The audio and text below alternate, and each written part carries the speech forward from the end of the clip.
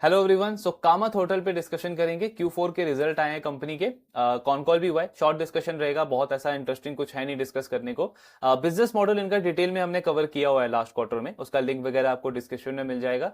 एक hotel company है and around 5 के आसपास इनके ब्रांड्स हैं। 18-19 टोटल प्रॉपर्टीज है कंपनी की, और ये प्रीमियम से लेकर के मिड रेंज अलग अलग सारे सेगमेंट्स में कंपनी की प्रेजेंस है।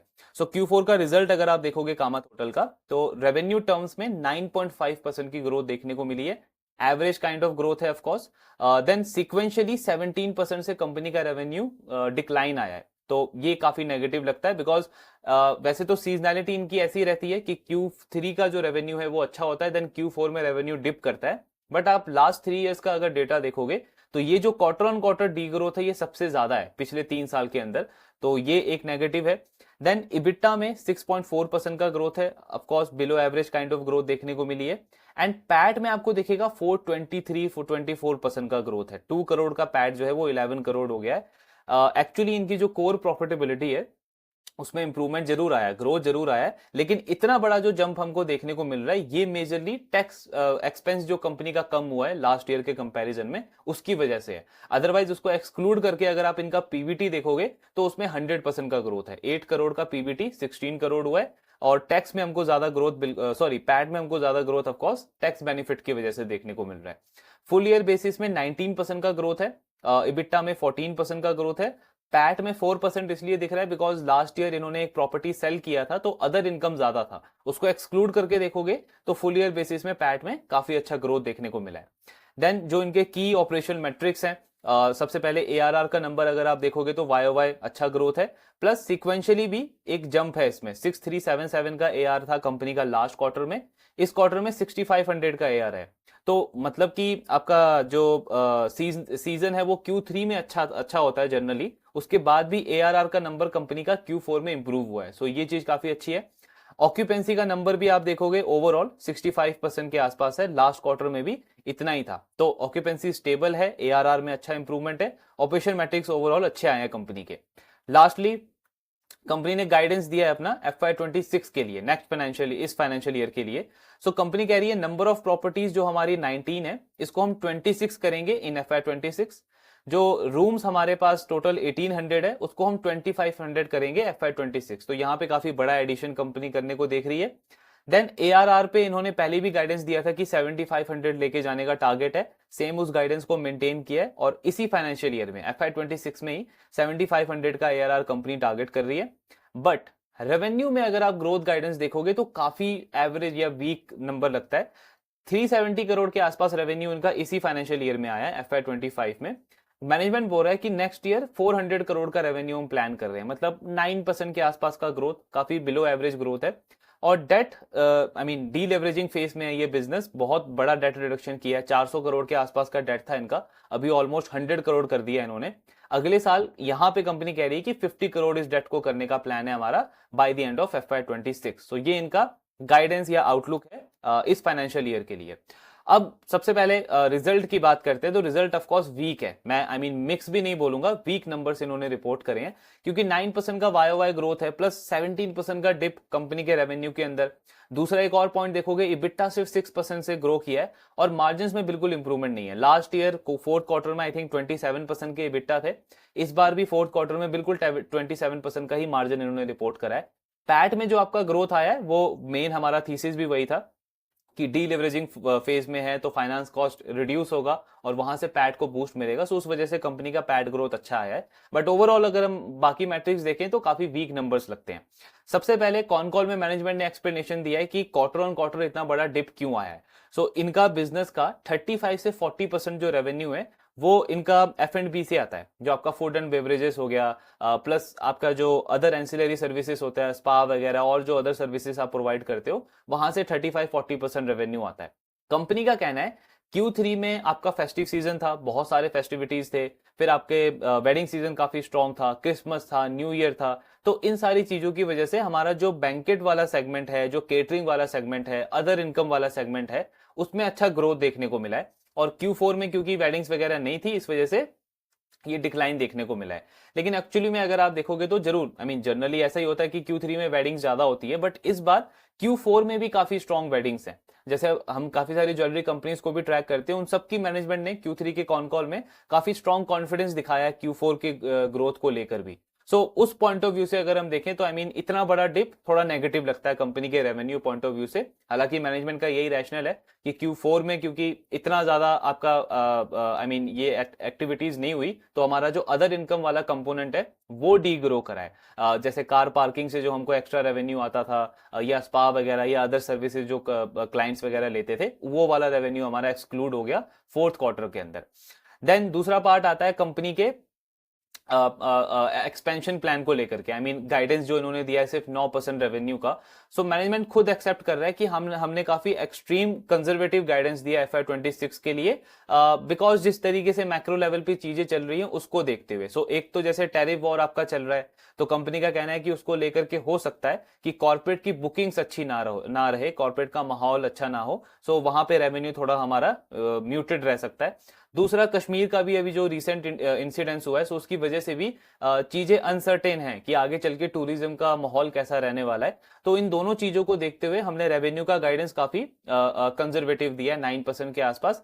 एंडेवर हमारा यही होगा कि इस गाइडेंस को हम आउट परफॉर्म करें, बीट करें, 9% से ज्यादा बेटर नंबर रिपोर्ट करें। लेकिन अभी के लिए हमको लग रहा है कि यही सही मेट्रिक है हमको टारगेट करने के लिए। लेकिन इसके कंपैरिजन में अगर आप इनका वो गाइडेंस वाला स्लाइड देखोगे, जहां पे कंपनी ने बहुत बड़ा कैपेसिटी एडिशन करने का गाइडेंस दिया है। जैसे रूम एडिशन आई थिंक ये 1800 से 2500 टारगेट कर रहे हैं। तो अराउंड 39-40% का कंपनी रूम एडिशन कर रही है FY26 के अंदर। प्रॉपर्टीज 19 से 26 जाएगी, और सेम आपका जो ARR का नंबर है 6500 से 7500। सो 15% तो आपका सिर्फ ARR से इंक्रीज हो जाएगा। स्टिल जो गाइडेंस है वो काफी वीक लगता है। तो मैनेजमेंट ने उसके पीछे का एक्सप्लेनेशन दिया है कि जो रूम्स वगैरह ऐड होंगे या जो प्रॉपर्टीज ऐड होंगे, ये सब बैक एंडेड रहेंगे। बैक एंडेड का मतलब क्या है कि आपका सेकेंड हाफ ऑफ FY26 में ये सारे प्रॉपर्टीज रूम्स वगैरह ऐड होना स्टार्ट होगा। तो जो इनका कोर बेनिफिट है वो मिलने में हमको काफी टाइम लगेगा, बिकॉज होटल बिजनेस के अंदर जब आप एक नया प्रॉपर्टी ओपन करते हो, तो आपका जो OTAs होते हैं, ऑनलाइन ट्रैवल एजेंसी, जैसे मेक माई ट्रिप हो गया, Booking.com हो गया, इनके साथ में टाई अप करना, इन पे लिस्टिंग करवाना, फिर वहां से जो ट्रैफिक जनरेट होता है, इन सब में थोड़ा टाइम जाता है। जैसे इन्होंने चंडीगढ़ होटल का एग्जांपल दिया कि अभी अप्रैल में उसको ऑपरेशनलाइज किया है, लेकिन उसमें ऑक्यूपेंसी बहुत फ्लक्चुएट करता है। कभी कभी 40-50% का ऑक्यूपेंसी होता है, कभी 20-30% ऑक्यूपेंसी आ जाता है। तो उसको स्टेबलाइज होने में थोड़ा सा टाइम लगेगा। इसीलिए इन प्रॉपर्टीज से, इन रूम से जो रेवेन्यू आएगा वो मेनली हमको FY27 के अंदर आएगा। इनिशियल FY26 में हम इससे कुछ खास रेवेन्यू एक्सपेक्ट कर नहीं रहे हैं। सो एक ये पॉइंट है। लेकिन स्टिल अगर आप ARR का नंबर देखोगे, जो 6500 से 7500 जाएगा, 15% का अपटिक तो आपको वहीं से मिलना चाहिए। स्टिल कंपनी का कहना है कि ARR वाले पार्ट पे मे भी हमने डेटा सही तरीके से प्रेजेंट नहीं किया अपने PPT के अंदर। कंपनी का कहना है ARR जो हमने आपको बताया 6500 से 7500, ये जाएगा मेजरली न्यू प्रॉपर्टीज के कंट्रीब्यूशन की वजह से। सो जैसे इनका ऋषिकेश में एक होटल आने वाला है, मई के अराउंड ओपन होगा वो, तो कंपनी कह रही है कि उसका जो ARR है वो 18,000 तक होगा, तो वो हमारे ARR को इंक्रीज करेगा।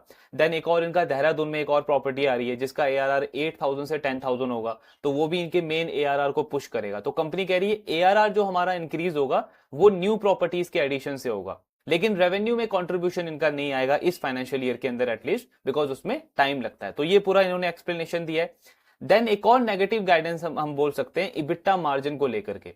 सो लास्ट कॉन कॉल में ही हमने डिस्कस किया था कि कंपनी का गाइडेंस था इबिट्टा मार्जिन का कि या तो ये 35% पे रहेगा या यहां से इंप्रूव करेगा। अब इनका कहना है इस कॉन कॉल में कि इबिट्टा मार्जिन FY26 में डिक्लाइन होगा, डिप करेगा मार्जिन, बिकॉज आगे जो ये न्यू प्रॉपर्टीज ऐड कर रहे हैं वो मैनेज एग्रीगेटर वाले मॉडल पे कर रहे हैं। जैसे ऑफिस का होता है AWFIS कंपनी का, वैसे ही कंपनी कह रही है कि न्यू प्रॉपर्टीज जो है वो मैनेज एग्रीगेशन वाले मॉडल पे आएगी। तो क्योंकि उसमें रेवेन्यू शेयरिंग होगी, सो इबिट्टा हमारा कम होगा उसके अंदर, इस वजह से मार्जिन में डिक्लाइन देखने को मिलेगा। ये भी थोड़ा सा मुझे नेगेटिव लगा, बिकॉज एक क्वार्टर में आपने बिल्कुल वो स्ट्रेटेजी चेंज करना हो गया या डिसीजन चेंज करना, गाइडेंस चेंज करना, वो किया है कंपनी ने। इनका कहना है मार्जिन एकदम से डिप नहीं करेगा, लेकिन धीरे धीरे हर एक क्वार्टर में थोड़ा थोड़ा डिप आपको देखने को मिलेगा। और क्योंकि हम कुछ ऑपरेशनल एफिशिएंसी बिल्ड कर रहे हैं, टेक्नोलॉजी यूज कर रहे हैं, जिससे अकाउंटिंग सिस्टम हो गया हमारा, या फिर हमारा जो इलेक्ट्रिसिटी वाला जो पार्ट है उस कॉस्ट को मैनेज कर रहे हैं, तो थोड़ा बहुत वहां से मार्जिन कॉम्प्रोमाइज हो सकता है, लेकिन डायरेक्शनली जो मैनेजमेंट ने बताया वो मार्जिन उसका जो डायरेक्शन है वो डाउनवर्ड ही रहेगा। एक और चीज अगर हम डिस्कस करें, अब पीपीटी में हमने देखा कि इन्होंने डेट का नंबर दिया है 50 करोड़ FY26 के लिए, कि 105 करोड़ है, 50 करोड़ का डेट लेकर के आएंगे FY26 में।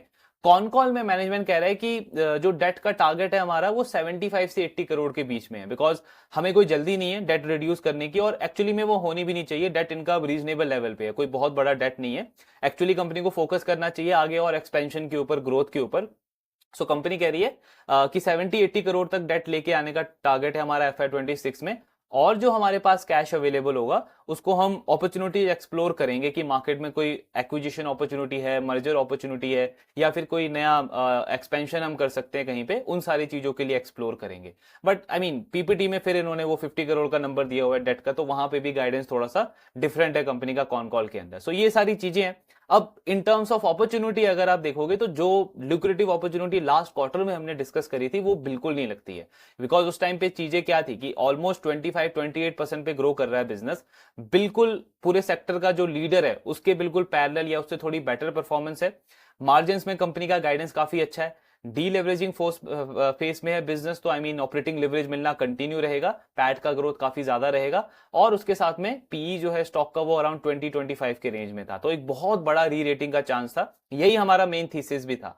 अभी आप देखोगे तो चीजें बहुत ज्यादा चेंज हो गई है। आई मीन इस क्वार्टर में तो थोड़े से वीक नंबर्स रिपोर्ट करे ही हैं, FY26 के लिए भी काफी स्ट्रॉन्ग नंबर्स नहीं है। जो बड़ा रेवेन्यू आएगा कंपनी को वो एक्सपेक्टेड यही लगता है कि FY27 के अंदर आएगा। हालांकि इनका कहना जरूर है कि ये 9% की ग्रोथ गाइडेंस को बीट करने को देखेंगे, बट एक्चुअली में कितना अपसाइड आता है या इस नंबर को भी कंपनी अचीव कर पाती है नहीं कर पाती है वो देखना होगा। अभी का जो एस्टिमेट है वो काफी लो सेट किया है कंपनी ने फॉर FY26। और यहां से अगर मैं री रेटिंग का देखूं तो हाँ, ये पार्ट जरूर है कि वैल्यूएशन वाइज स्टॉक थोड़ा लो है, 15-16 का पीई मल्टीपल है, एंड बॉटम लाइन में थोड़ा बहुत ग्रोथ अगर मिलेगा तो कुछ थोड़ा बहुत अपसाइड देखने को मिलेगा, लेकिन जिस लेवल की री रेटिंग अपॉर्चुनिटी हम एक्सपेक्ट कर रहे थे Q3 में वो तो बिल्कुल भी नहीं लगती। एंड जनरली आई मीन मैं पर्सनली ऐसे बिजनेसेस से बिल्कुल अवॉइड करना प्रेफर करता हूं। And in case, just in case अगर मेरे पोर्टफोलियो में एक छोटा बहुत एलोकेशन है भी, तो आई मीन कोई पॉइंट बनता नहीं है कि मैं और एलोकेशन ऐड करूं, मे भी थोड़ा बहुत एलोकेशन कट करके जो हल्का फुल्का वैल्यूएशन वाला पार्ट है री रेटिंग होने का उसको थोड़ा बहुत मैं प्ले कर सकता हूं, जस्ट इन केस कंपनी अगर इस गाइडेंस को अचीव करने को देखे, ऑपरेटिंग लिवरेज मिले इनको, पैट में अच्छा ग्रोथ दिखे, और थोड़ा बहुत अगर रेवेन्यू पे अपसाइड मिल जाता है तो वहां से री रेटिंग का चांस बनता है। मतलब डाउनसाइड आप बोल सकते हो थोड़ा सा प्रोटेक्टेड है इन नंबर्स के साथ में, लेकिन कोई बहुत बड़ा अपसाइड में एक्सपेक्ट नहीं कर सकता। सो नंबर्स एक्चुअली थोड़े से वीक है और गाइडेंस भी काफी एवरेज लगता है कंपनी के FY26 के लिए। बाकी ट्रैकिंग इसका कंटिन्यू रखेंगे, बिकॉज वही पॉइंट एक थोड़ा सा इंटरेस्ट बना रहा है कि कंपनी का जो डीलेवरेजिंग वाला फेस है उससे मतलब जो पैट है उसमें ग्रोथ देखने को मिल सकता है। एंड इन केस जो मैनेजमेंट ने बार बार बोला है कि गाइडेंस कंजर्वेटिव है, कोशिश ये रहेगा कि रेवेन्यू टर्म्स में आउट परफॉर्म करें। सो अगर वो होता है तो वहां से भी मार्केट रीरेट कर सकता है, उस वजह से थोड़ा बहुत इंटरेस्ट अभी भी है। तो बाकी ट्रैकिंग कंटिन्यू रखेंगे। आपके जो डाउट्स हैं शेयर करते रहिए। Thank you very much.